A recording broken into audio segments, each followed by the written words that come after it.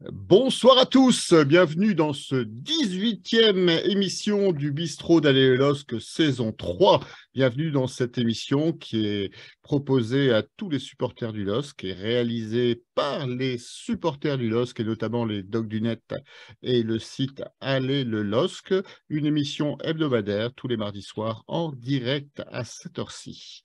Pour évoquer l'actualité du club, nous avons réuni des piliers du bistrot que je vais vous présenter tout de suite. Donc, nous avons trois habitués. Alors, on va commencer par Monsieur Big Data, Monsieur Baptiste, qui gère la page Breaking Dogs. Bonsoir Baptiste. Bonsoir François, bonsoir à tous et toutes.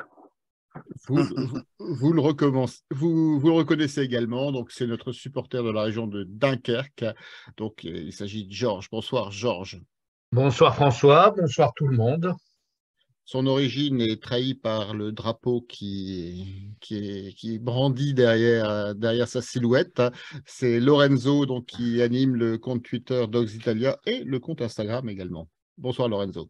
Bonsoir à tous les gars, et je commence en disant que probablement ou peut-être je ne serai pas l'unique Italien du LOSC pour les prochains 6 mois, mais on verra. On a une page Mercato, on verra tout à l'heure. Et vous le reconnaissez certainement si vous êtes un habitué du bistrot et si vous êtes également un habitué des émissions de France Bleu Nord. C'est Sylvain Charlet, journaliste à France Bleu et animateur de l'émission Tribune Nord. Bonsoir Sylvain. Salut à tous, merci de m'accueillir. Tu es le bienvenu. Alors, je vois que tu as une toute petite mine. Oh là là là là là là, Qu'est-ce c'est pas qui beau. s'est passé? Je voulais passer au maquillage avant l'émission, mais la maquilleuse a eu un problème, elle a dû rester chez elle. Là, donc, elle travaille en distanciel, c'est compliqué. Ouais, exactement. C'est compliqué. Non, mais j'ai passé une semaine, enfin même quasiment 10 jours complètement fou à suivre les joueurs de l'USPI de Cassel et le club de régional qui a joué le PSG à Bollaert hier. Et bah, la journée d'hier, un peu comme les précédentes, a été hyper chargée. Hier matin, ça a été un premier direct, je crois, vers 7h45. Et pour terminer, le dernier direct à minuit, mes petits sujets du lendemain. Donc en gros, je me suis couché, je sais pas, il devait être 4h du mat. Donc, Alors, on a tous suivi le match de Cassel avec beaucoup d'intérêt. D'ailleurs, certains des piliers de bistrot étaient présents dans les tribunes de Bollaert. Pour une fois, pas en tribune visiteur. Je dénoncerai personne, Baptiste. Rassure-toi, je dénoncerai personne. Donc, on a tous suivi leur parcours avec beaucoup d'attention et beaucoup de passion. On voulait rendre un hommage ce soir dans le bistrot d'Aller LOSC à ce parcours. On a presque failli avoir un invité. On l'aura peut-être la semaine prochaine, mais on en reparlera en tout cas parce que le sujet Coupe de France n'est pas fermé et c'est un sujet qu'on évoquera cette semaine, mais qu'on évoquera également certainement dans les prochains jours. Donc, pour ce soir, le sommaire se décompose en trois parties. Donc, on va revenir sur le parcours en Coupe de France du LOSC cette fois-ci. Après la peau de peau, le LOSC à la quête de celle du Lion. C'est le titre de notre première partie. En deuxième partie, on fera un point mercato. Il reste une semaine avant la fin du mercato. Il y a eu quelques infos qui ont été officialisées ces jours-ci. Donc, on va faire un petit bilan. Des renforts pour pallier les blessures. C'est le titre de cette partie. Et ensuite, on reviendra sur l'actualité future, la Ligue 1, objectif, la prise de Nice. Je vous propose de commencer tout de suite par le vif du sujet, la Coupe de France et ce match contre Pau. Baptiste, est-ce que tu nous as préparé des statistiques? Elles arrivent. Alors, je te propose de faire un tour de table avant. Vous connaissez... Il est à la bourre, le gars. Il est à la bourre. Bon, je les ai, mais je te laisse, parce que ça fait tellement longtemps qu'on se languit tes statistiques que je m'en voudrais de priver les personnes qui écoutent. J'en profite d'ailleurs pour dire que je vous rappelle que vous avez la possibilité de réagir en direct pendant l'émission sur les commentaires de la page Facebook du Bistrot d'Aller LOSC, sur lequel donc l'émission est diffusée en direct. Donc n'hésitez pas, vous savez que vous êtes de plus en plus nombreux à nous suivre, vous êtes de plus en plus nombreux à réagir et que on se nourrit un peu de vos commentaires. Si vous avez des remarques sur le match, des questions à Sylvain, n'hésitez pas. On prendra, j'allais dire les meilleurs, on prendra la plupart des questions et on essaiera d'enrichir nos débats avec vos réactions. Tu as eu suffisamment de temps ou il faut que je meuble encore? Après, je T'as peux été chanter une parfait. chanson si tu veux. Je peux chanter une chanson. Je sais pas si. Ouais, je peux te laisser chanter une chanson. Après, je sais pas si les auditeurs aimeront. Mais non, les statistiques, elles sont là. J'ai eu le temps de les récupérer. On va surtout parler des tirs. Des tirs, parce qu'il y a eu 23 tirs du côté du LOSC, un seul du côté de Pau. Au niveau des 23 tirs, il y en a eu seulement 8 cadrés et il y a eu seulement 2 buts. Après, on peut parler de la possession, 72% de la possession pour le LOSC, 28% pour Pau. Au niveau même des précisions de passe, Lille a été supérieur, 89% des précisions de passe, 66% du côté de Pau. Mais la statistique, entre guillemets, à retenir, moi en tout cas celle que je retiens, c'est qu'on a mis 23 tentatives de frappe et qu'il y a seulement eu 2 buts dans ce match. Alors, sur la stat, il y a un tir pour Pau et un tir cadré. Alors, je ne sais pas si le CSC du défenseur palois est compté comme un tir cadré, je n'en sais rien, mais je vous laisse répondre ou pas à cette interrogation. Comment vous avez vécu le match? Sylvain, tu l'as vu en direct ou tu l'as vu à la télévision? Moi, je l'ai commenté. Tu l'as commenté? Ouais, j'étais au stade. Bah, c'était un match à sens unique. Le problème pour moi, c'est que tu ne tues pas la rencontre. Tu mènes longtemps 1-0, tu dois encore une fois être beaucoup plus réaliste. C'est quand même pour moi un des problèmes récurrents. C'est déjà bien, on voit de vraies belles choses avec ce LOSC, mais de temps en temps, tu as envie de leur dire, mais les gars, il faut la mettre au fond, il faut tuer ce match. Et tu te retrouves un peu en danger, une balle de compte pour Pau en deuxième mi-temps, sur un de leurs rares ballons offensifs, et tu leur fais d'ailleurs un cadeau. Et heureusement, ensuite, enfin, Angel Gomez apporte une deuxième lumière en deuxième période, et il y a ce but magnifique. Si moi, il y a un truc que je veux mettre en avant sur ce match-là, c'est que de temps en temps, j'ai l'impression que les gars veulent trop tricoter dans la surface de réparation et nous faire 15 000 passes et trouver le magnifique enchaînement pour rentrer avec le but dans le ballon. Moi, je sais qu'à plusieurs reprises, à l'antenne, on a dit, mais frappez de loin, en fait, les gars. Mais qu'est-ce que vous attendez? Les seuls qui l'ont fait, pour moi, c'est Baleba, qui n'a pas cadré. Et puis, Angel Gomez, quand il est entré. Et ça, c'est un truc, alors c'est beau, hein, mais parfois, mais les gars, frappez. Voilà. C'est juste ce qui m'a manqué, moi, sur ce match. Bon, en tout cas, je pense que ton analyse va rejoindre beaucoup celle des piliers du bistrot. Lorenzo, est-ce que tu es d'accord sur ce sentiment général sur le match? C'est beaucoup trop d'occasions ou finalement c'est un match maîtrisé, l'essentiel c'était de se qualifier? Oui, c'est un match maîtrisé, mais c'est vrai que ça a été un peu le problème qu'on a eu beaucoup de fois pendant les matchs, de pas vraiment faire le deuxième ou troisième but pour être tranquille. Et après, à un moment donné, c'était la Coupe de France. Du coup, tu peux prendre un but, tu sais pas, ils vont t'égaliser, tu vas jouer sur les pénaltys, une qualification. Donc, franchement, ça c'est vrai, il faudrait un peu apprendre à marquer avant ce deuxième but. Et par contre, j'ai bien aimé l'attitude. Ça, c'est pas facile dans des matchs comme ça. Et j'avoue que du premier instant, on a compris qu'en fait, l'équipe était là et qu'on était dans la mentalité classique de cette équipe de Fonseca, donc de vouloir attaquer, de vouloir forcer le jeu, tout ça. Donc ça, c'est bien. Mais c'est vrai que on continue avec ces matchs-là. Même Auxerre, à un moment donné, c'était 3 en Coupe de France, on avait l'impression qu'on pouvait marquer le deuxième but et on ne le marquait pas et on a risqué d'en prendre un. Donc, c'est ça un peu. Franchement, c'est un match qui est un peu tous les matchs qu'on a vécu pendant la saison, les matchs qu'on a gagnés, qu'on avait peur d'égaliser, même si on était très, très, très supérieur. Mais c'est maîtrisé. Alors, Georges, tu es du même avis, un match maîtrisé, mais on regrette les occasions qui ne sont pas rentrées. On aurait dû se mettre à l'abri auparavant. Heureusement, cette fois-ci, on ne les regrette pas, puisque au bout du compte, on est qualifié. Mais c'est vrai que ça rejoint un petit peu la litanie de tous ces matchs cette saison où on surclasse l'adversaire. Je pense à Rennes, je pense au match à Lyon, je pense au match contre Nice, je pense au match à Lorient. Enfin, on peut en citer, je suis sûr que j'en oublie encore, où on doit tuer le match et à chaque fois, on se retrouve avec en suspens la menace de se faire remonter. Et même là, face à un Pau qui était quand même, enfin, je veux dire, sur un match comme celui-là, on doit finir en déroulant 4-5 buts d'écart à minima, quoi. Et au final, oui, il s'en faut quand même d'une sortie de Chevalier pour enrayer ce qui aurait pu être une égalisation absolument catastrophique.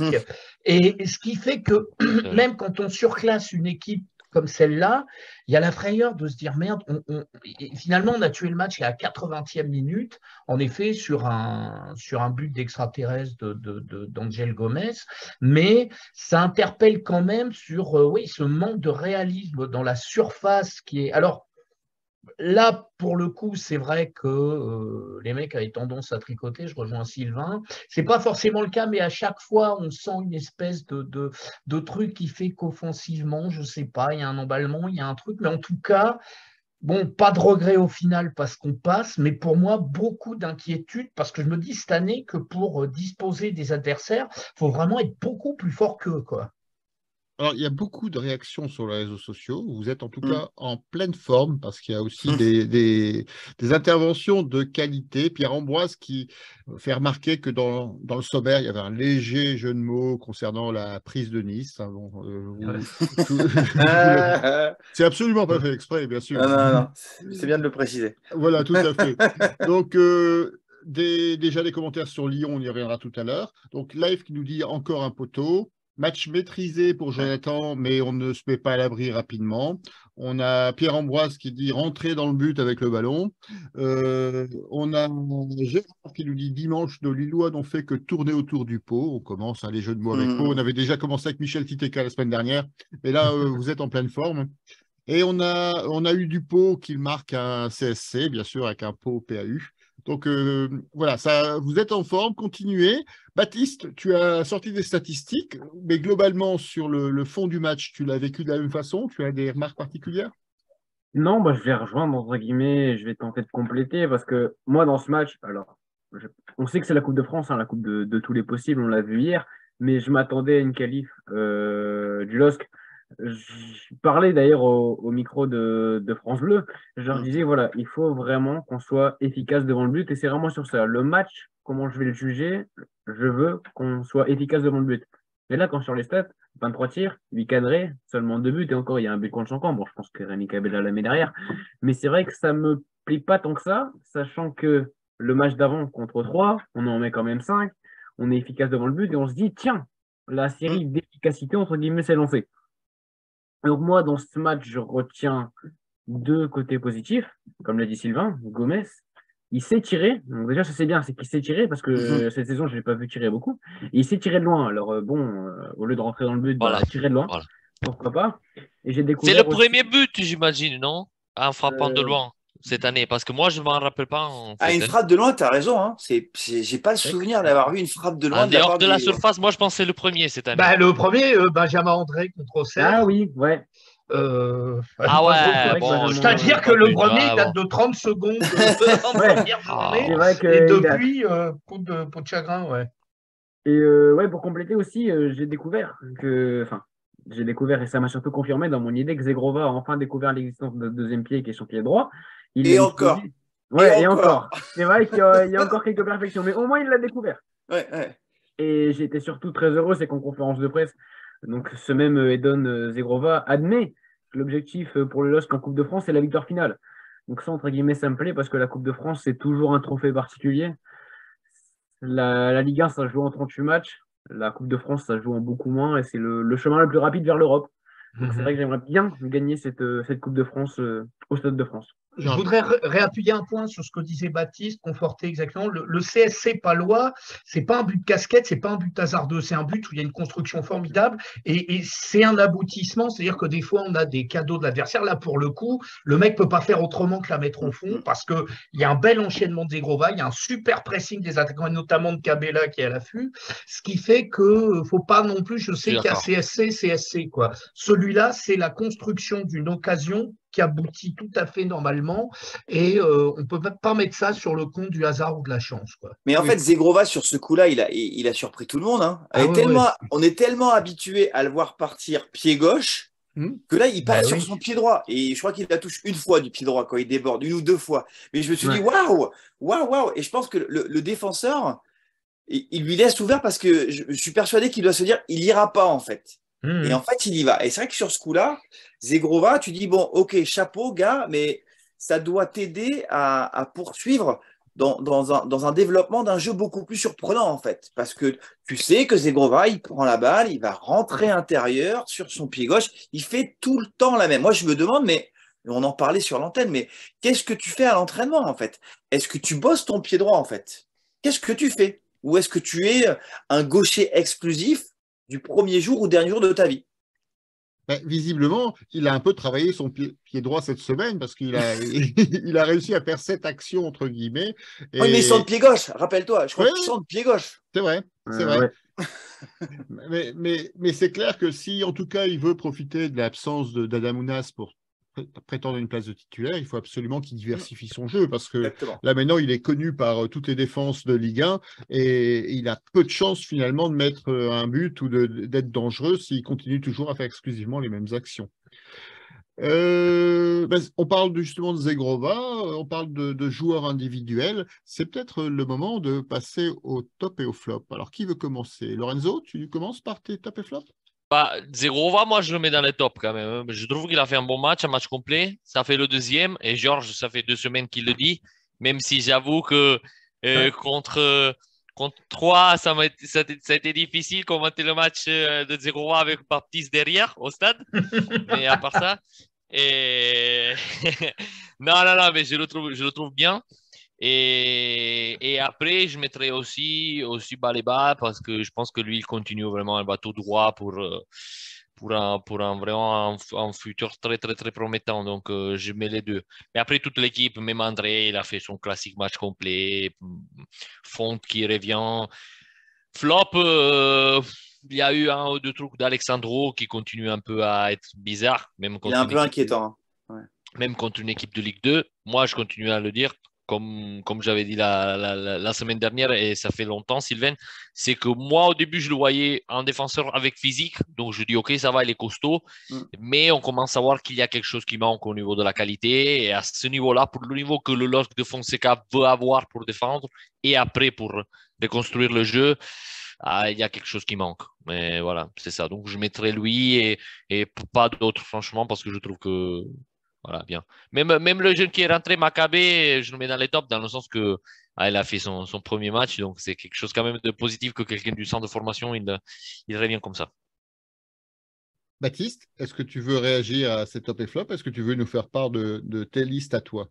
Ouais, en top, moi je vais mettre Carlos Baleba, exceptionnel de son jeune âge. Il vient d'ailleurs de livrer une interview au LOSC très très très intéressante que je pourrais lire. Hein. Il dit voilà qu'il est fan d'Idrissa Gueye en Afrique. C'était son joueur modèle et on le comprend.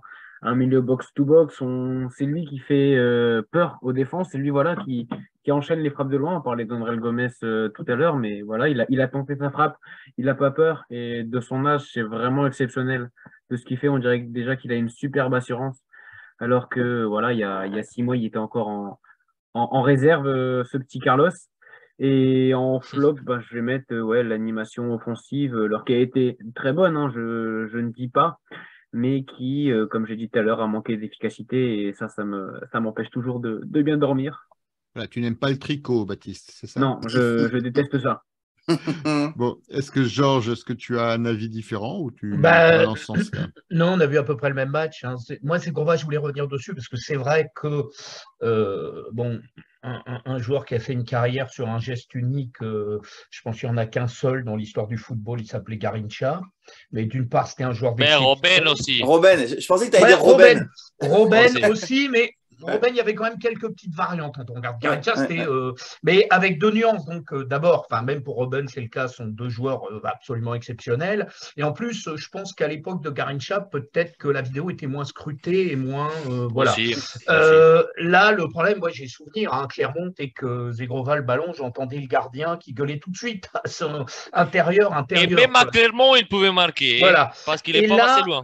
2 matchs où il est passé en variante, parce que l'année dernière, quand il arrive, il fait quand même un bon début, mais justement, il joue sur l'effet de surprise qui était complètement, qui avait plus court là, et donc ça fait 2 matchs en effet où je trouve que c'est intéressant, il commence à se passer un truc avec lui, donc évidemment je vais le passer en top, et puis comment passer à côté du match de Baleba, c'est un bouffeur de milieu, On en a eu beaucoup des milieux comme ça, hein. Je pense à Makoun, on parlait de Gay, je pense aussi à Jean de Makoun, à tous ces joueurs, Jean Dreyfus, en Valmont, ces mecs qui vraiment à chaque fois gagnaient la bataille du milieu à Lille, qui étaient forts. Et c'est ce que je disais la dernière fois, quoi. C'est encore un diamant brut parce que sur les matchs précédents, on voyait un petit peu de déchets, des petites erreurs, un excès d'engagement contre elle. Là, il avait vraiment fait un match où il était au diapason, il a été impeccable. Et donc voilà, il est. Et au niveau des flops, un peu sévère, mais je vais quand même le mettre pour David Bayo, qui ont trop vendangé, quoi. Qui reste éblouissant, très intéressant au niveau des appels, qui font des trucs formidables. Et là, sur le dernier geste, je pense notamment à Bayo, qui ont loupé une quand même quasi Apparemment, c'est immanquable. le terrain. Je sais pas. Peut-être, ouais. Le ballon, il a sauté un peu. Hein. Mais bon, ouais. Mais bon, là, manifestement, Ah non, mais après. Il ça a devait être le raison. 4e top. Il a raison, les buts de PES, c'est pas beau. C'est pas beau, sur Quoi FIFA, c'est pas beau. C'est les buts de PES et ça, c'est pas beau, même sur FIFA, c'est pas beau. Ouais. Alors, Sylvain, toi qui a un regard plus, peut-être pas neutre, mais en tout cas moins de supporters, est-ce que tu as vu la même chose que nos piliers de bistrot? Ouais, moi j'ai été un peu déçu par Cabella. On parlait du manque de réalisme de Bayo et de. Ouais, on peut aussi la sauver. Parce que Cabella, pour moi, il a au moins 3 balles de but. Celle qui me marque le plus, c'est le superbe travail Zegrova-André, le 1-2 à l'angle de la surface et fixation, et tu donnes à Cabella. Il est seul au point de pénalty. Tu dis, mais Rémi, qu'est-ce que tu fais? Et puis pareil, des opportunités de frappe, et hop, il veut jouer dans la surface, chercher un appui, voilà, pour rentrer dans le but avec le ballon. Donc moi, Cabella, c'est mon petit coup de moins bien sur ce match. Et puis après, comme vous, moi, je suis séduit par Baleba. Baleba, pour moi, je pense pas faire une grosse erreur, enfin, en me disant que ce mec-là, si la tête suit, c'est la classe internationale. Je ne sais pas où il va finir, mais ce côté box-to-box. Alors oui, encore, comme vous le disiez, il y a du déchet. Il va falloir qu'il travaille ça, arriver à être plus serein, plus posé, plus calme quand il s'agit de faire les choix, quand il ressort balle au pied. Mais alors, moi, j'ai une image en tête, c'est son entrée, pas forcément sur ce match-là, son entrée dans le derby. Ouais. À 1-0, le minot débarque sur le terrain. C'était le boss. Il avait mis la misère. Ouais, il avait mis la misère à Seko Fofana. Et je trouve qu'il est dans cette lignée et il est clairement en train de bousculer la hiérarchie dans l'entrejeu. Enfin, en tout cas, il est une option supplémentaire et je pense qu'on va le voir beaucoup plus dans cette deuxième partie de saison. Donc lui, vraiment, moi, c'est l'un de mes chouchous. Oui, puis il finit sa formation, il a la chance finalement d'évoluer avec Benjamin André, avec André Gomez, qui peuvent l'encadrer et lui permettre d'avoir du temps de jeu progressivement, donc sans la pression d'être un titulaire systématique. Et c'est vrai qu'il est normalement promis à des années futures très, très exceptionnelles. Je te rejoins aussi sur Cabella. Moi, je suis beaucoup moins sévère que je crois que c'était Georges sur David et Bayo, parce que s'ils ont vendangé, ils ont, je pense, eu une occupation de terrain qui était assez intéressante. Cabella, c'est le côté tricot, toujours le dribble de trop, voilà, il est beaucoup moins percutant, il est beaucoup moins efficace qu'il l'a été sur les premiers matchs de championnat. Et est-ce que c'est le système de jeu qui fait ça? Est-ce que c'est lui qui veut trop en faire? Je ne sais pas, mais c'est vrai que depuis quelques matchs, il a un ton en dessous. Donc, à surveiller, en tout cas, pour l'avenir. Après, j'ai le souvenir de lui qui disait, excusez-moi, messieurs, en tout début de saison, moi, je suis venu à Lille pour jouer dans une position axiale. Ouais, donc là, c'est vrai que le fait de partir sur le côté, c'est peut-être quelque chose qui n'est pas forcément sa tasse de thé. Voilà, après, il alterne avec David, il passe tantôt à gauche, tantôt au centre, tantôt, voire même à droite des fois quand il permute avec l'autre ailier. Mais c'est vrai que son poste, c'est milieu central. Ouais, mais à part ça, la frappe qu'il rate, en fait, c'est un truc que pour Cabella, c'est facile pour marquer ce but-là. Donc, à part ce qui peut être un peu le positionnement sur le terrain, que ce soit, là, c'est vraiment une erreur que, je sais pas, je m'attends pas de lui rater comme ça. C'est vraiment qualitatif, celui-là. Mais Après, rappelle-toi, la volée dévissée juste avant, en tout début de match. Bon, il n'est pas lucide, il vient de prendre un coup, mais pour moi, après le coup, ce match, il a quand même changé. C'est pas un coup incroyable, mais j'ai l'impression que quand même, il était un peu moins, entre guillemets, je n'ai pas lucide, mais ça fait quelque chose. Après, là, je pense qu'il pense d'avoir le défenseur derrière, donc il pense de devoir frapper directement parce que sinon, ils vont le récupérer ou rattraper, je sais pas, hein. Parce que sinon, c'est vraiment difficile parce que c'est un ballon à placer. Ok, c'est bien, nous on parle d'ici tranquillement, hein, on n'est pas des joueurs de foot. Mais normalement, Cabella, moi je m'attends à une frappe à chaque fois sèche, mais qui est but à chaque fois. Donc là c'était un peu bizarre. Voilà. Alors, Vas-y. Mais de sauf, façon plus globale, oui, c'est l'animation offensive, parce qu'on pourrait même ajouter le duel raté de Virginius en fin de match, Ah, où il lui y a aussi. souvent, c'est vrai. J'ai envie de dire, de toute façon, collectivement, devant, au niveau de la finition, ça a été compliqué pour tout le monde, quoi. Ouais, et je me permets juste de rappeler, ouais, pour au niveau de Carlos Baleba, on en parlait tout à l'heure et je voulais féliciter le LOSC qui, voilà, l'a pas prématurément mis dans le groupe, alors pourtant il avait des qualités. Je crois que c'est Olivier Létang en conférence de presse qui disait que pendant 6 mois, il l'a acclimaté à Lille parce que voilà, c'était un homme qui avait quitté ses parents, l'Afrique, etc. Et bravo à Olivier Létang quand même parce que ça montre, voilà, qu'il fait du bon recrutement sur le fait que, voilà, il a acclimaté Carlos Baleba à Lille dans un climat qui n'est pas pareil que l'Afrique et qui maintenant voilà, s'éclate footballistiquement parlant et humainement parlant. Là. et c'est aussi un vrai plus pour, enfin, un vrai boulot qui est réussi par, la cellule de la formation avec Jean-Michel Van Damme, hein. Parce que quand tu vois aujourd'hui, là, je crois que l'objectif sur les 2-3 ans, c'est d'avoir 6 joueurs qui jouent régulièrement dans l'équipe première qui viennent de la formation. Il y en a Bah déjà là, deux pour ben, tu peux l'instant. même dire, Trois? Bah, Salah trois, Nuit, alors, ouais. trois, ouais, trois. Yoro, Voilà. Yoro, Yoro, Chevalier, lui. Baleba.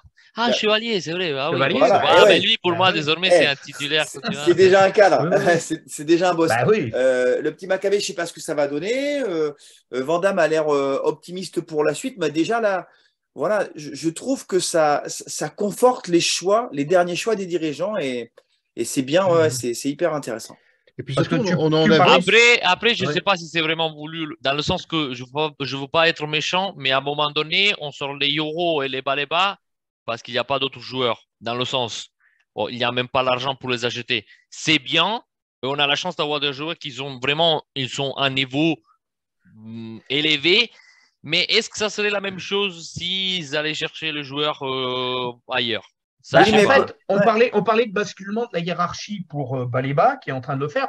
Yoro, c'est ce qui se passe aussi. Évidemment, on a été chercher Alessandro, dont on se rend compte qu'il est peut-être pas au niveau pour une équipe de haut de tableau de Ligue 1. Et Yoro, clairement, bon, il jouait pas là, mais sur les 2 matchs précédents, il a juste été Ah, époustouflant mais aussi. contre 3, Donc, incroyable. il est en train de s'insérer, c'est-à-dire dans avec Fonte et Diallo comme un titulaire à part entière, quoi, au niveau de la rotation avec les trois. Il a clairement mis Alessandro derrière lui. Je pense que c'était vraiment pour les besoins de la Coupe qu'on l'a fait jouer, mais on le reverra moins souvent, Alessandro, je pense, parce que Yoro a pris une place prépondérante, quoi. Sauf s'il y a un Après, défenseur qui arrive, je ne sais pas. mais après, c'est peut-être aussi, je ne suis pas dans le secret des dieux, mais c'est peut-être aussi un choix des dirigeants de se dire, attention les gars, on a le petit Euro, laissons-lui de l'espace, Moi, je laissons-lui de sais la pas. place pour monter en puissance et on ne va pas aller recruter un élément supplémentaire. Bon, il faudra le faire bientôt parce que Fonte, je pense, au bout d'un moment, il passera le relais. Mais si tu recrutes encore un défenseur, là aujourd'hui, tu en as 4. Diallo, enfin majeur, Diallo, Fonte, Alexandro et le petit Euro. Si tu en prends un autre, est-ce qu'à un moment, tu vas lancer le petit Euro? Je me pose la question. Peut-être qu'ils se sont dit, il faut lui laisser de l'espace. Voilà, ils sont en avance en fait sur le calendrier formation. On avait reçu Jean-Michel Van Damme l'année dernière, ou il y a au moins en fin de saison d'avant, et lui, il nous disait l'objectif effectivement, c'est de réutiliser les jeunes, de réutiliser le potentiel de la formation, mais ça va prendre du temps. Et dans son estimation à l'époque, il pensait à 1 ou 2 joueurs peut-être sur la saison, avec Chevalier, bien sûr, qui était la figure emblématique de cette formation. Et le fait de voir finalement Yoro, Baleba et maintenant Makabe qui arrivent et qui pointent du nez dans l'équipe première, même si effectivement il y a la vie du groupe fait qu'il y a des blessés, il y a des suspendus, mais c'est un signe qui est vraiment très encourageant parce qu'il faut rappeler que ça fait des années qu'on n'a pas sorti de jeunes du centre de formation. Et là, on voit vraiment arriver les fruits de cette refonte finalement du projet Vandame et c'est vraiment très très intéressant pour l'avenir. Je vous propose alors pas terminer l'actu du week-end parce qu'il y a 2 points que je voulais mettre un peu en avant et dont on parle beaucoup sur la page Facebook du Bistrot des LOSC. C'est les résultats du LOSC ce week-end avec notamment la victoire de la réserve et surtout la victoire des filles. La victoire des filles dans le derby. C'est vrai, c'est Alors, vrai. Sylvain, combien ils ont gagné? 6-1. 6-1. 6-1. Oui. Ouais, je trouve que c'est dommage. On aurait dû laisser les Lensois marquer un deuxième but. C'est vrai. Voilà, on va pas s'attarder sur le match, mais on voulait souligner en tout cas le résultat en rappelant que l'équipe est première de son groupe en Ligue 2, ça s'appelle La D2 féminine. La D2 féminine. D2 féminine. Les deux féminines, elles sont premières de leur groupe et puis surtout souligner le travail de Rachel Saidi et de Patrick Robert également qui est toujours là et qui mène son projet et qui nous avait promis d'ailleurs ici même de partir en retraite quand les filles remonteraient en Ligue 1, en première division. Donc on espère pour lui que ce sera dès cette année, sinon il va être obligé de rempiler le pauvre Patrick. Donc, je ne sais pas s'il a 64 ans. C'était quand même un match au sommet, c'était quand même le premier contre le deuxième. Hein. Bien sûr, tout à fait. Je regardais le classement et là c'est quand même un gap hyper intéressant passé par les filles parce que là, elles consolident leur première place, 4 points d'avance sur un trio d'équipes composé de Lens, Strasbourg et Metz. Donc, tu te dis que voilà, l'objectif, là, clairement, si cette saison, elle ne remonte pas en D1, ce serait vraiment une énorme déception. Surtout que c'est le premier qui passe en D1, donc le deuxième, entre guillemets, est foutu. Et que la saison prochaine, c'est une poule unique. Donc, je ne sais même pas comment ça va se passer, s'il y aura 40 équipes ou quoi. C'est maintenant ou jamais. C'est ça, mais il faut se qualifier maintenant, quoi. En tout cas, c'est vraiment un exploit qui est très marquant et c'est la mainmise finalement du LOSC dans son championnat et on espère que ça signifie que la deuxième partie de saison sera aussi encourageante que cette première partie. Voilà, je reviens plus sur les événements sportifs du week-end, juste la coupe, on a eu le tirage au sort. Donc, tirage au sort qui est, alors vous me donnerez votre avis, hein, le LOSC se déplace à Lyon, alors le mercredi 8 à 18h30. Ah, c'est fixé 15. Pardon 18h15, je pense, non? Ah ouais. Moi, non, parce que c'est bizarre, c'est tellement bizarre l'horaire que... Moi l'essentiel, c'était que ça ne se jouait pas le mardi, ça nous aurait obligé à déplacer le bistrot d'aller LOSC. Mais on aurait pu le commenter en direct. 18h15, 18h30, je t'avoue, je m'en fiche. Alors, mais vous avez le poids d'un dirigeant parisien, en fait. Absolument, tout à fait. Incroyable. En fait, pour fixer le calendrier de la Coupe de France, la fédération se base sur les horaires du bistrot d'aller LOSC. J'ai cru l'entendre, mais bon, on dit ça jusqu'à preuve du contraire. Je vais revoir le calendrier parce que... On sait maintenant, et notamment grâce à cédé aux avances de Noël Le Graët. C'est laid. Ouais, pour l'instant, c'est la meilleure vanne de la soirée. C'est pas faux. Donc, Noël, si tu nous écoutes, on te passe reste chez toi. Reste tout à fait. On te passe un bonjour, mais de très très loin. Donc, un tirage au sort, donc un match à Lyon, c'est dur de reprendre comme ça par la suite. Maintenant qu'on sait tous, grâce notamment à Edon Zegrova, mais qu'on en avait parlé la semaine dernière, que la coupe doit être un objectif pour le club, est-ce que c'est un bon tirage? Est-ce que c'est un mauvais tirage? Baptiste, je ne te vois pas enthousiaste sur le tirage de Lyon. Je pense honnêtement que c'est le pire tirage. Lyon, cette année, avec Laurent Blanc, je pense à un objectif d'Europe et je pense qu'en Ligue 1, c'est foutu. Comme j'ai dit tout à l'heure, la course la plus rapide pour aller vers l'Europe, c'est la Coupe de France. Donc, je pense que Lyon va vraiment la jouer à fond. Et chez eux, c'est compliqué. On l'a vu au dernier match. Lyon face à Lyon. Ils doivent gagner 10 fois ce match. Tu dois le On gagner doit le 10 gagner, fois. mais 100 fois même, et malheureusement. Et c'est la première défaite du LOSC au nouveau stade de Lyon. Groupe Tout le reste du Exact. temps, on a fait des nuls, on a fait des victoires. Donc c'est plutôt un terrain qui nous réussit en règle générale. C'est ça, donc moi, entre guillemets, je pense que c'est le deuxième pire tirage après Marseille. Maintenant, si tu veux Paris. gagner Oh, Paris, je pense que c'est abordable. Ah ouais? Je pense que Paris est abordable en Coupe de France, sachant que l'agenda quand même de Paris est avec. C'est vrai. C'est une semaine avant le match aller du Bayern, je crois. C'est Je ça. te rappelle, ça. je te rappelle que C'est ça. contre Paris, on a juste fait un peu mieux que Cassel. Hein. Non, mais on a bien joué, C'est Georges. vrai. Mais surtout que Paris, on les jouait 2 semaines après. Mhm. Enfin, non, même une semaine après, donc c'est un peu complexe. Mais moi, j'aimerais, je vais pousser un coup de gueule, mais 18h15, c'est totalement. Non, mais après, c'est bizarre le calendrier parce qu'il y a tous les matchs à 18h15, sauf Mais le c'est ça, Classico, mais sauf 18. au MPG.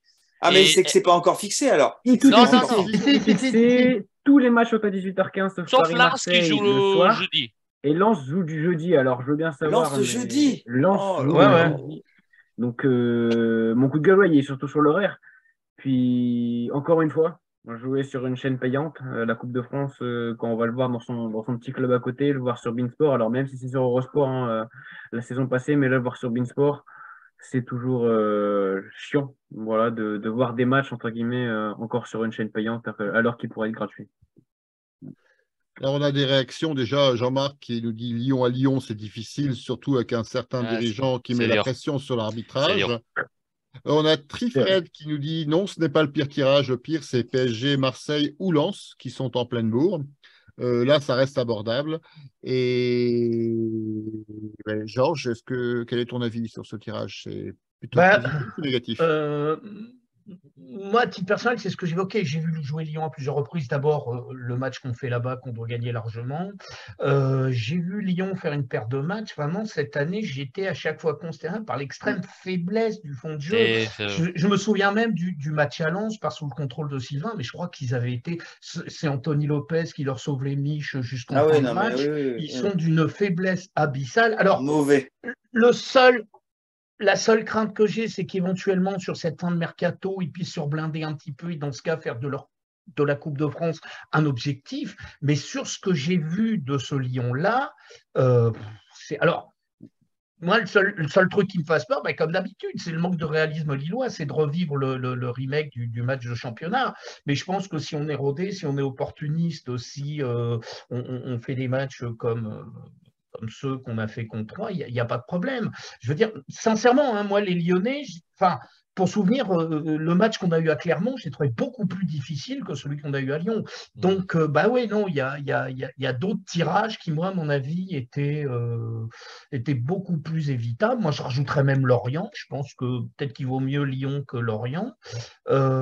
Voilà, et juste petit aparté, cette année, vraiment, on en parlait à propos de ces matchs qui sont à 18h. Je voudrais vraiment féliciter la fédération cette année sur toutes les décisions prises.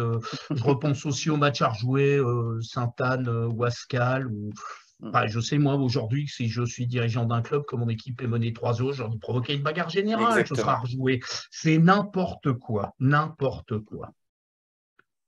Alors, ils nous ont écoutés, parce que le match n'est pas à 18h, mais 18h15. Donc, en fait, ils ne le mettent pas trop tôt. Sylvain, tu connais bien l'équipe de Lyon, tu les as vus, je pense, cette saison. C'est un bon tirage pour toi ou parce que finalement, Lyon, ils ont 25 points, ils sont 9e, ils sont à 12 points de l'Europe, 9 points de Lille. Donc, ils sont vraiment décrochés ou c'est un mauvais parce que finalement, ils n'ont plus que ça à jouer et ils vont tout mettre sur la table. Je te dirais que c'est un mauvais tirage. Pourquoi? Parce que tu joues à l'extérieur et tu joues Lyon et qu'il y avait largement mieux à prendre sur ce tirage au sort. Voilà, c'est ça. Tu vois, déjà là-dessus, pour moi, c'est un mauvais tirage. Après, j'ai dû le corps tout ça en me disant en effet que cette équipe de Lyon aujourd'hui, sincèrement, elle ne fait peur à personne aujourd'hui. C'est-à-dire qu'aujourd'hui, tout le monde est capable de battre Lyon. Et moi, le LOSC de Paulo Fonseca a largement les moyens d'aller imposer son jeu et de s'imposer à Lyon. Surtout quand on a souvenir en fait de ce match où Anthony Lopez fait l'un des matchs de sa saison. Donc voilà, mauvais tirage parce que tu pouvais avoir mieux, mais je me dis que le match arrive vite. Lyon n'aura pas forcément le temps de retrouver un allant collectif, donc il y a moyen d'aller gagner là-bas. Voilà, et puis là aussi, on parlait d'Edon Zegrova, mais pour Paulo Fonseca, la coupe, c'est un objectif également. C'est un spécialiste des coupes, je crois. Oui, et puis il a gagné des coupes en Ukraine, je crois qu'il a fait un parcours aussi en Italie. Il aime ce type de compétition. Bon, en Italie, pas vraiment un spécialiste, je vous l'ai dit la semaine dernière. C'était là, ils ont pas fêté, mais il y avait des supporters de la Roma qui rappelaient le fait qu'il y a 2 ans, la Roma perdait 0-3 à la maison contre Spezia. Pas pour raison footballistique, parce qu'ils avaient gagné 2-0, 3-1, je ne me rappelle pas, mais c'est juste parce qu'ils avaient fait 6 changements. Fonseca, il ne se rappelait pas, il avait fait déjà 5 changements, il a changé un joueur, ils ont perdu 0-3. Donc, à un moment donné, spécialiste pas trop. Et j'avoue qu'à partir de là, son rapport avec les supporters de la Roma, il a coulé un peu. Bon, tu vois, Sylvain, c'est la nouveauté cette année au Bistrot d'Aiolos, qu'on ne peut pas dire de conneries sur le foot italien, parce que Lorenzo corrige immédiatement. Je ne suis pas allé sur ce terrain, j'ai évité. Tu as bien fait. En tout cas, maintenant, tu es prévenu. Hein. Surtout, ne t'avance pas, sauf si tu es très certain de tes informations. Je ne sais plus, Lorenzo, est-ce que tu t'es positionné sur le bon tirage ou mauvais tirage? Tu veux rajouter quelque chose? C'est un mauvais tirage parce que c'est quand même le deuxième effectif de France au niveau, je parle au niveau économique. C'est une équipe que je trouve qu'il y a quand même les moyens pour jouer beaucoup mieux et pour montrer quelque chose de meilleur de ce qu'ils ont montré jusqu'à ce moment-là. Il y a des joueurs qui sont quand même importants. Tagliafico, il a été champion du monde avec l'Argentine, il a joué même titulaire des matchs. C'est une bonne équipe, ça joue pas bien au foot pour l'instant. Mais c'est vrai que vu le tirage au sort, on n'a vraiment jamais de la chance en Coupe de France. Je me rappelle même l'année du titre avec Galtier, on avait pris le PSG en 8e de finale, je pense que c'était fin janvier ou un truc comme ça. On pouvait prendre mieux. Et si on regarde un peu qu'il y a PSG-OM, une des deux équipes va sortir. Même Lyon, s'ils pouvaient prendre une autre équipe, une Reims, une Lorient, une équipe comme ça, peut-être ça aurait été mieux pour nous. Et nous prendre, je sais pas, une équipe comme Vierzon, Grenoble, je sais pas quoi. C'est vrai qu'il faut gagner les matchs. Et c'est pas donné, mais on a franchement pas eu de chance. Et j'espère aussi que cette équipe, vu qu'en Ligue 1, c'est désormais fini pour l'Europe, ils vont jouer vraiment juste les matchs de Coupe de France à fond. Ouais. Bon. Mais c'est vrai que le tableau peut s'ouvrir. Hein.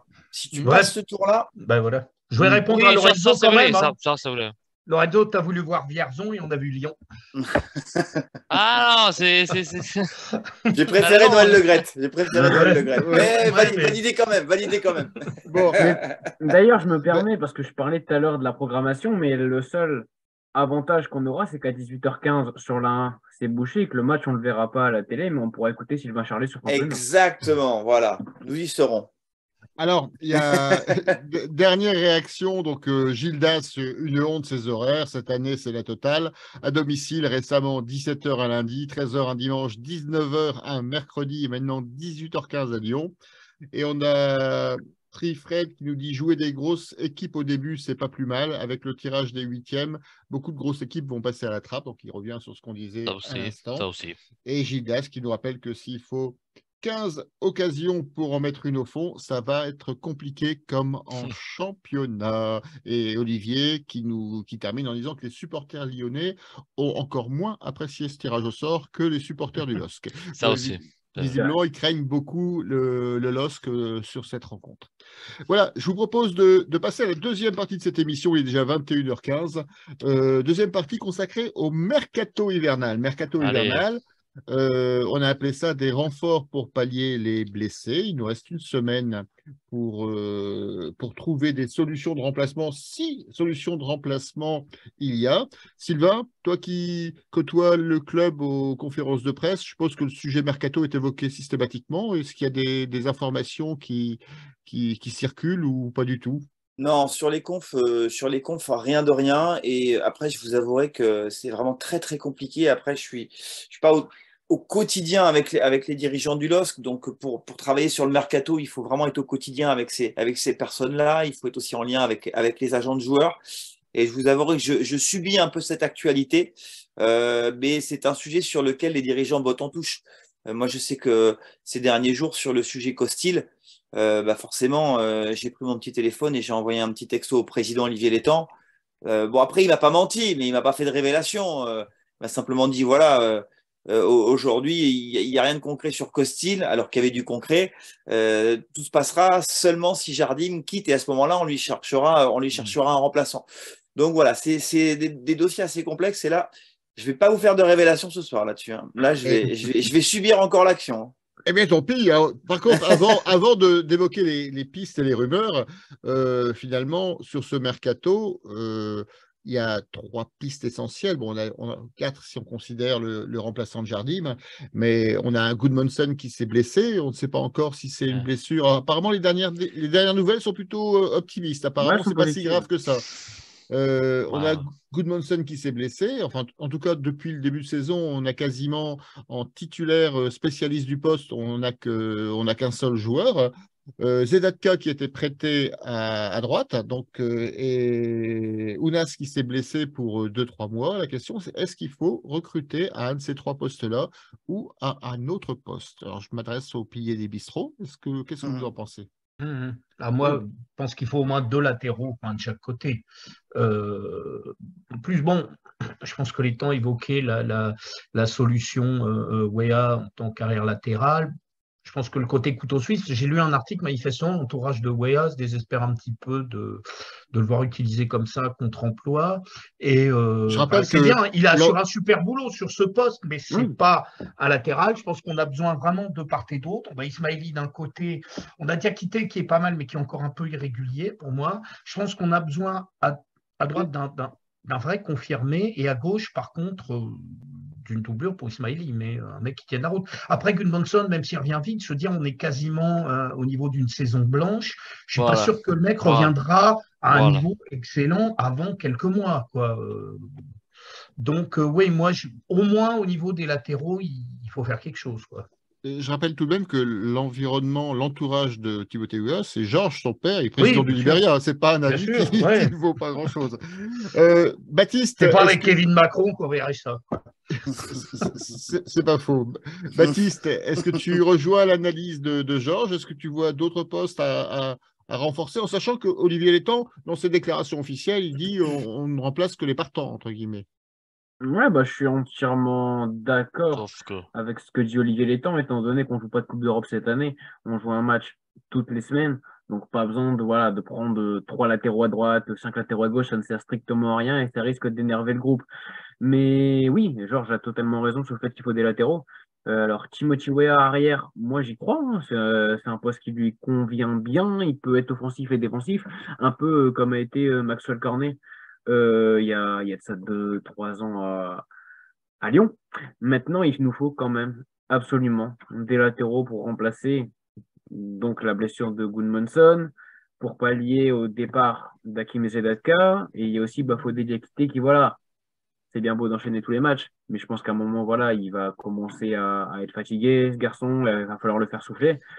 Donc voilà, au moins mettre un latéral, au moins. Après, offensivement, je pense qu'on est plutôt pas mal. On peut bidouiller sur ce poste-là. Donc pas besoin de remplacer Adamounas, à part si c'est un joueur en prêt. Moi, je pense à Romain Fèvre de Lyon. Maintenant, je ne sais pas si le salaire suivra, mais Romain Fèvre de Lyon en prêt, ça pourrait être pas mal, mais pas besoin de recruter, en tout cas en attaque. Mais ouais, un latéral, c'est très, très important. Lorenzo, est-ce que tu as des bruits des rumeurs transalpines sur le mercato? J'ai entendu beaucoup plus de choses depuis l'Italie que pas fait en France sur le mercato du LOSC. Je ne sais pas si c'est bon ou pas, mais en tout cas, ça fait 2-3 jours qu'il parle de ce mec de l'Atalanta, Zortea, Nadir Zortea s'appelle. Il peut être un défenseur central, mais il peut jouer aussi à droite. Donc, je pense qu'ils cherchent un peu un défenseur dans ce profil-là, parce qu'ils ont besoin quand même d'un autre défenseur axial, mais aussi de quelqu'un qui soit une doublure à Bafodé Diakité. Lui, il vient quand même d'une saison pas mauvaise l'année dernière avec la Salernitana. Ils se sont sauvés et il était titulaire. De ceux qui m'ont dit, parce que j'ai demandé à mes potes qui suivent beaucoup mieux que moi la Serie A, ils m'ont dit que c'est quand même quelqu'un avec une bonne attitude, même si des fois, elle abuse un peu avec les fautes, tout ça, mais qu'il est plutôt complet. Et moi, j'avoue que j'ai publié cette news-là, c'était dimanche soir, parce que je l'ai écouté dans une émission qui fait ici en Italie après le match de la Serie A, qui s'appelle Sky Calcio Club, qui a fait une émission qui se déroule après les matchs de Serie A le soir. Et après, j'ai vu que les pages en français du LOSC commençaient à parler de ça. Donc, je ne veux pas me prendre le mérite de ça, mais j'ai quand même été un des premiers à le publier. Et après, il parle aussi de l'attaquant de la Roma, Azerbaïdjan, ouais, je pense. Non, Ouzbékistan. Shomurodov. Shomurodov. Et lui c'est pour moi un peu plus difficile de comprendre c'est quoi l'idée, entre guillemets. Fonseca, il ne l'a pas entraîné à la Roma parce qu'il n'était pas là. Il est arrivé l'année d'après, je pense, mais je ne veux pas me tromper. Et en gros, c'est un attaquant plutôt physiquement costaud. Il est haut, il est grand, mais il peut même jouer sur un côté, mais dans un style un peu différent par rapport aux autres attaquants qu'on a. Pour moi, ça serait plutôt une doublure de Bayo. Pour ceux que j'entends, c'est comment physiquement lui. Mais après, il me parle aussi d'un joueur qui peut être même en faux neuf. Je ne sais pas vraiment. Moi, je l'ai vu jouer en neuf, soit à Genoa, soit à la Rome. Mais je sais. Là, je ne comprends pas l'idée, entre guillemets, d'aller chercher un joueur comme ça. Il y a beaucoup d'équipes derrière. Il y a Verona, je disais, il y a le Bayer Leverkusen aussi. Et il y a le Torino, sur certains. Donc, je ne sais pas. Zortea, je l'entends bien. Le style du joueur, je pense qu'on a besoin d'un joueur comme ça. Et j'aimerais bien voir un Italien au LOSC, mais bon, ça, c'est mon désir. Mais voilà, Shomurodov, je ne comprends pas bien. Mais en tout cas, apparemment, c'est quand même quelque chose de... il n'y a pas vraiment quelque chose de concret. Avec Zortea, c'est déjà différent parce qu'ils ont, je pense, parlé soit avec son entourage, soit avec l'Atalanta, parce qu'il ne joue pas beaucoup, mais la semaine dernière, il a marqué un bon but. C'était en Serie A contre la Salernitana, je pense. Au Coupe d'Italie, ils ont gagné 8-2 et il a marqué un but. Et voilà, c'est tout. Je pense que je ne sais pas si les autres, soit Baptiste, soit Georges, ils ont lu aussi du jeune portugais du Sporting. Lui, je ne le connais pas trop, mais apparemment, lui aussi, c'est un latéral, en fait. Donc, voilà. Et à gauche, plutôt. À gauche. Ah, ok. Voilà. Plutôt à gauche. Alors, il y a d'autres rumeurs. On parlait des rumeurs de la Roma, parce qu'il y a souvent des rumeurs de la Roma depuis ces derniers mois, à la fois par Fonseca, puis également par la présence dans l'actionnariat de Alessandro Barnaba, qui a des liens très proches avec ce club. Il y a un arrière droit qui s'appelle Rick Karsdorp, si je ne dis pas de bêtises, qui aussi dans les noms qui sont cités sur Internet. Ah, on parlait de Robin Fèvre tout à l'heure, on en parlait sur les commentaires. Donc le Lyonnais qui pourrait être prêté. Oui, c'est un beau joueur. Ouais, j'allais dire, c'est là juste pour l'opportunité, parce que malheureusement, il se gâche un peu à Lyon, mais c'est un sacré joueur. Et puis en plus, c'est quelqu'un qui connaît la Ligue 1, tu vois. Le mec, tout de suite, il est opérationnel, en fait. Alors, il y a également un jeune monégasque, Magnus Aklimesh, c'est ça ? Akliouche. Ça fait des mois qu'il le suit. Voilà, c'était déjà au mercato d'été, donc la rumeur, elle ressort. Et un joueur, un ailier droit du Shakhtar Donetsk aussi, Pedrinho, si je ne dis pas de bêtises. Voilà, c'est les rumeurs qu'on trouve sur le net en ce moment. Des rumeurs à prendre avec beaucoup de pincettes, entre guillemets, parce qu'en règle générale, et Sylvain, on conclura là-dessus, les informations sur le mercato, elles ne sont réelles que lorsqu'elles sont officielles. Ouais, exactement. Et puis aujourd'hui, avec la folie du net, parfois des rumeurs sont reprises par un premier site et ça navigue sur 15 000 sites. Donc, c'est vraiment à prendre avec beaucoup de pincettes. Voilà. Alors, sur les commentaires sur les réseaux sociaux, il y a une option qu'on n'a pas évoquée pour ce mercato. C'est José qui nous dit Florian Thauvin est disponible. Ça pourrait animer les matchs pour la deuxième partie de saison. Ça pourrait être une idée. Pour quelques semaines. C'est pour quelques semaines. Viens quelques semaines. Voilà, ou quelques heures. Hein. Les vrais passages à Lille, c'est un spécialiste. Hein. Tout à fait. Voilà, donc je vous propose de terminer ce tour du mercato lillois. Donc, il s'arrête, je répète, dans une semaine. Donc, s'il y a des pistes, elles devront forcément aboutir avant le week-end prochain. Et terminer sur cette troisième partie d'émission, un retour vers le championnat. Donc, objectif pour le LOSC, la prise de Nice. Merci Pierre-Ambroise d'avoir souligné mes qualités d'auteur. Donc, un Nice qui est 10e avec 25 points, 6 victoires, 7 nuls, 6 défaites. Donc, une différence de but de +2. Donc, décroché déjà Nice, alors que c'était un des outsiders finalement en ce début de saison. Et Lille, donc, qui, je rappelle, est 6e avec 34 points, donc 9 points d'avance sur nos voisins niçois, sur nos adversaires niçois. Que pensez-vous de ce match? Alors, Sylvain, comment tu expliques finalement ces difficultés de Nice qui a le 5e budget, qui a du mal finalement, qui a perdu son entraîneur, alors que finalement c'était aussi un des gros cadors du recrutement. Et donc une mayonnaise qui a du mal à prendre visiblement. Ouais, je pense que Favre, c'était vraiment une erreur de casting. C'est-à-dire que je pense qu'il est un peu dépassé aujourd'hui. Il y a notamment, moi, ce qui me marquait, c'est ce fossé ou ce gouffre entre lui et les jeunes joueurs. Enfin, pour communiquer, c'était compliqué. On a tous le souvenir de Favre qui avait emmené Nice très très haut, qui nous avait fait rêver avec cette équipe. Mais voilà, malheureusement, tout ça, c'est le passé. Et je pense qu'il a pas réussi. Avec quand même un Ben Arfa qui était dans un autre registre. Oui, ça, tu as raison. Après, il y a quand même des joueurs de grand talent et on va retrouver déjà quelqu'un qui avait fait mal aux Lillois lors du match aller. C'est Nicolas Pepe, je le trouve en très grande forme. Et attention, parce que j'ai l'impression que cette équipe niçoise, elle est en train de repartir de l'avant. Je pense qu'il va encore se passer des choses durant leur mercato. Mais j'ai bien aimé notamment l'un de leurs 2 derniers matchs face à Montpellier où ils mettent 6-1, le replacement de Boudaoui en axial. Moi, j'adore le petit Thuram. Attention à Pépé, attention à Diop aussi qui retrouve du temps de jeu. Voilà, c'est une équipe qui a réalisé un très mauvais début de saison. Mais attention, sur ce match-là, ça peut s'avérer très compliqué.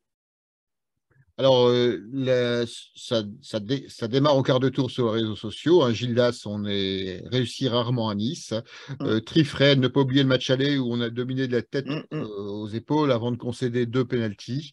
Et José qui rappelle que Favre était un entraîneur un peu à la hype. En fait, tout le monde voulait à un moment où on cherchait un nouvel entraîneur. Et finalement, c'est la 2e fois qu'il quitte Nice un peu, et cette fois-ci assez rapidement. Et il n'a pas vraiment réussi, à part l'année où ils avaient eu un bon résultat. Il a beaucoup de mal à concrétiser en championnat de France. Georges, tu veux enchaîner? Qu'est-ce que tu attends de ce match? Alors, juste en aparté, petite pensée pour Favre. D'ailleurs, c'est vrai aussi pour le mercato lyonnais. Je ne sais plus quel entraîneur disait, c'est dur de renouer avec ses ex. Et c'est un peu le problème. Et pour Favre et pour les joueurs qui sont revenus à Lyon. Enfin, voilà. Pour le match, pareil, moi, je pense qu'il y a un Nicolas Pepe qui a l'air de revenir très fort. Alors, j'ai cru comprendre qu'il y avait encore des esclandres avec Andy Delors, en espérant que ça pourrisse un peu le vestiaire. Je pense qu'il va partir. Mais il n'est pas parti ce week-end. Il n'est pas parti ce week-end, donc peut-être que… mais voilà, il y a eu un changement d'entraîneur, manifestement, ça fonctionne un peu mieux.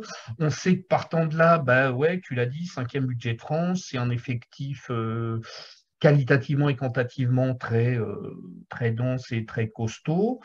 Donc, moi, je pense que le match sera pas aussi simple qu'il a été au match aller, si tant est qu'on l'eût gagné, parce qu'on aurait dû le gagner.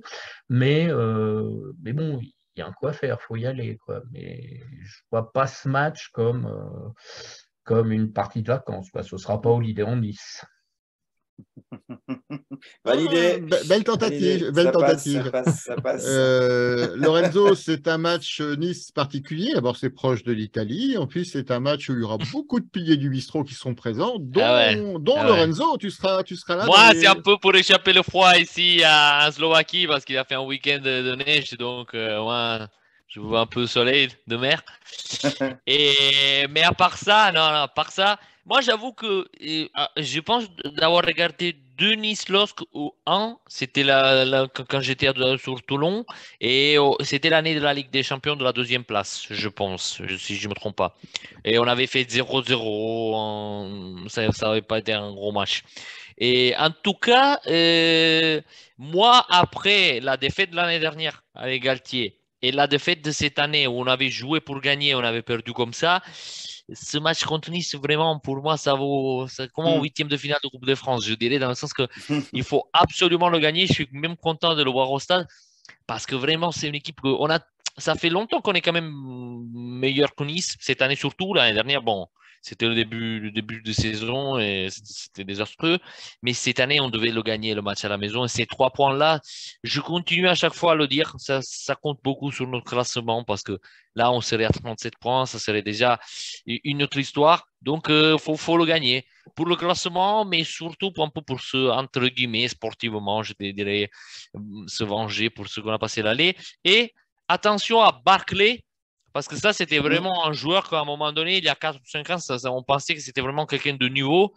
Et je trouve qu'il n'est pas encore en forme, mais il a sorti 2-3 matchs où il a montré qu'il a encore des numéros et des choses de joueurs vraiment de niveau, quelque chose en plus de la Ligue 1, je dirais. Mais après, c'est vraiment, ça peut être une surprise, mais je trouve que c'est quelqu'un qu'on ne sait jamais. Donc, il faut faire attention. Alors Sylvain, je vais tenter ma chance maintenant. Baptiste, un match à Nice, est-ce que tu crois que ça pourrait motiver Momo Bayo selon les chansons des supporters du LOSC? Ouais. Il a dit il ne boit pas de Ricard, lui. C'est magnifique. Ouais, non, mais je suis d'accord un petit peu avec tout ce qui a été dit. Ça risque d'être compliqué. Lucien Favre a été limogé il y a de ça un mois. Il y a Didier Dicard qui a l'air de ramener un nouveau souffle. Donc, les joueurs ont l'air d'accord avec ce que dit Didier Dicard. Donc, ça va être forcément compliqué. Maintenant, je pense que sur le papier, Lille est beaucoup plus sexy. Les joueurs sont mieux. Tout dépendra de l'efficacité. Je pense que notre seul adversaire aujourd'hui, c'est nous-mêmes. Et que si jamais on est efficace, on gagnera. Si jamais on n'est pas efficace, d'ailleurs, il faudra en payer les conséquences. Donc, pour moi, de toute façon, ça va être notre résumé de notre Ligue 1. Hein. Je pense qu'avec notre jeu, on peut battre à peu près tout le monde. Nice est dans les à peu près tout le monde. Donc, je pense qu'on doit, mais je pense qu'on va gagner. Bon. On a quelques messages personnels sur les réseaux sociaux. Alors, un pour toi, Sylvain, un pour toi et pour moi, en fait. Okay. On est tous les deux concernés. Donc, c'est la section Lincel qui me demande si je paye mon Irish Coffee à Nice. Donc, je réponds sans aucun problème si on se trouve, ça ou une bière comme bon vous voudrez. Et on attend toujours la tournée de Sylvain Charlet. Donc apparemment, Ah oui, il faut que je passe les voir. Il faut que tu passes les voir pour leur dire un petit bonjour. Et d'ailleurs, tu pourrais peut-être venir parce qu'on a un projet d'émission en direct du siège de la section Lincel. Donc peut-être que le jour où on organisera ça, avec plaisir, à nos risques et périls, tu pourrais venir participer à cette émission. En tout cas, on n'a pas oublié le projet et on pensera essayer de l'organiser peut-être d'ici la fin de saison. Voilà, donc Trifred qui nous dit qu'il faut gagner pour rester au contact de Monaco. Peut-être pour dernier commentaire, je vous propose peut-être vos pronostics pour ce match. Sylvain, tu aimes faire les pronostics? Oui, je veux bien. Je suis mauvais, mais je veux bien jouer. J'aime bien jouer. Un partout. Un partout? D'accord. Ouais. Non, pas comme ça. Georges, qu'est-ce que tu vois comme pronostic? Alors, il y aura 1-2 avec un PP qui ouvre le score, une égalisation de Jonathan David et but sur la tête de but sur corner de Thiago Diallo. Ah, tout le scénario, c'est bon. Ah ouais, il est précis dans ses pronostics. Hein, Georges, là, je suis obligé de jouer sur Betclic parce que si tout tombe, ça fera mal au derche, quoi. Lorenzo, est-ce que tu as un pronostic pour ce match? Moi, je suis d'accord sur le 1-2 et je me joue Barclay pour Nice vu que je l'ai nommé, donc voilà. Et côté LOSC, j'aimerais bien Bayo qui continue un peu à enchaîner les buts en Ligue 1. En plus, il faut avouer que moi, je lui ai amené de la chance. Donc voilà, ça peut continuer un peu ce truc-là avec Bayo. Et je ne sais pas l'autre but, franchement. J'aimerais bien, ça fait longtemps que je cherche un but de Benjamin André parce que je pense qu'il le mérite. Et pourquoi pas, hein, on ne sait jamais. Baptiste, est-ce que tu veux nous faire part de ton pronostic? Alors, il y a un détail qu'on n'a pas cité. Nice a quand même un programme en championnat assez chargé, hein, et donc il reçoit Lille cette journée. Ensuite, il se déplace à Marseille, puis il se déplace à Lens. Alors, je ne sais plus dans quel sens c'est exactement, mais c'est 3 matchs contre des, entre guillemets, cadors du championnat, et ils ont intérêt à être en forme. Alors, ton pronostic pour cette première manche de ce triptyque compliqué? Ton agenda me confirme dans mon pronostic. Tout à l'heure, tu as parlé d'Anis. Moi, je pense qu'il y aura 5-1. Donc 5-1 pour Lille, 51. Une belle réussite. Voilà. Mais Allez, un quintuplé de Mohamed Bayo pour répondre à Mbappé. Allez. De toute façon, 51, à Nice et Bayo tout ensemble. Donc c'est bon, 5-1 pour les deux. Bon, ben, on en prend note. Alors, il y a d'autres pronostics un peu moins optimistes un peu moins optimistes forcément sur les réseaux sociaux, même s'ils prévoient pour la plupart des victoires lilloises. Donc, section Lincel, 2-1, but de Bayo David. José David, 2-0. Leif qui nous met 0-1, but de Bayo. José qui nous précise un début de Edon et David, et Gildas qui ne se prononce pas sur les buteurs parce qu'il pronostique un 0-0. Jean-Marc, 3-0 pour donc Bayo, Cabella et Fonte. Non, je ne sais plus. Donc, la réponse à ce concours de pronostics, je vais être un peu dans le jeu. Voilà, sur les pronostics des réseaux sociaux, j'offre une place pour le match suivant. Donc, pour assister au match avec les piliers du bistrot d'Allé-le-Losc. Donc, celui qui est le plus proche du résultat. Réponse à l'émission de la semaine prochaine. J'espère que ce sera moi. Je vais mettre 5-1 dans le commentaire. Je ne prends que les pronostics des commentaires. Voilà, on peut mettre des commentaires le dimanche à 15h. J'ai mon l'horloge de mon ordinateur fonctionne encore, alors tu ne me tromperas pas. Voilà, donc on a fait le tour de cette actualité du LOSC de cette semaine. Je voulais d'abord remercier Sylvain, merci de ta Merci les gars, merci de votre accueil. J'espère que ça s'est toujours bien passé. C'est très bien. Je crois que c'est la 3e ou 4e fois que tu viens au bistrot d'ailleurs. Je crois que c'est la 3e fois. Troisième fois. Ouais. Donc, en tout cas, tu sais que tu es le bienvenu et que la porte est. Tu as toujours ta table au bistrot. Je viendrai toquer. Toquer. C'est comme ça. Merci aux piliers du bistrot. Donc, merci à Lorenzo. Merci les gars. On se voit à Nice. Voilà, on se voit à Nice. Donc, à partir de vendredi, on garde contact. Merci à Georges. On ne se voit pas à Nice, mais Non, je ne ferai pas du voyage, mais on se revoit bien. Ouais. Alors, on se verra peut-être à Nice parce que j'ai oublié l'essentiel. D'ailleurs, c'est l'occasion de passer la main à Baptiste. Bonsoir Baptiste et merci. Bonsoir. Alors, on va essayer de vous faire un truc en direct dimanche après-midi après le match. Un débrief en direct du stade sur la chaîne YouTube du bistrot d'Allé-le-Losc. Donc, ça me permet de vous rappeler qu'il faut absolument vous abonner à cette chaîne YouTube. Comme ça, vous allez être prévenu de ce débrief en direct. Donc, juste après le match, on pourra prendre l'antenne. Si, bien sûr, la technique nous suit, ce qui est loin d'être évident parce que le maître de la technique, c'est moi. Donc, vous connaissez mes qualités. Donc, on va tester. Si on ne teste pas, on ne saura jamais. Donc, rendez-vous dimanche après le match pour ce débrief en direct sur la chaîne YouTube du bistrot d'Allé-le-Losc. Et bien sûr, rendez-vous mardi prochain à 20h30 pour la suite du bistrot. Merci aussi à tous les internautes qui nous ont regardés, à tous ceux qui ont participé à l'émission et qui nous suivent fidèlement. N'oubliez pas de vous abonner, de liker nos différents médias et surtout de revenir mardi prochain pour la 19e émission du bistrot d'Allé-le-Losc. Merci, à bientôt, au revoir.